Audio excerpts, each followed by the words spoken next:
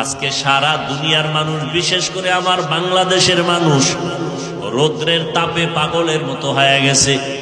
এতটা সূর্যের গরম বেড়ে গেছে, আরো নাকি বাড়বে। মানুষগুলো বেকার হয়ে যাইতেছে, বুড়া মানুষগুলো কষ্ট পায়, ঘরের মা বোনেরা কত কষ্ট। এসির বাতাসটা পর্যন্ত এখন ঠান্ডা নাই বললে চলে। আরো যদি গরমের মাত্রা বেড়ে যায়, না জানি কি উপায় হবে। সেদিন এক আল্লাহর বান্দা বলেন, উত্তরবঙ্গে এত পরিমাণ গরমের তাপ, রাস্তার যে পেজগুলো ডালাই দেওয়া সব গইলে গেছে। গাড়ি চলে চাক্কার সাথে ওই পেজগুলো লেগে যায়। এত গরম রে বাবা, যারা গুনাহ নিয়ে কবরে যাবে আল্লাহ পাক রব্বুল আলামিন তাদের সূর্যের গরমের মধ্যে ফালায় দিবে। এই সূর্যটা মাথার উপরে নেমে আসবে। সূর্যটা এখন 9,30,00,000 মাইল উপরে দূরের থেকে তাপ দেয়।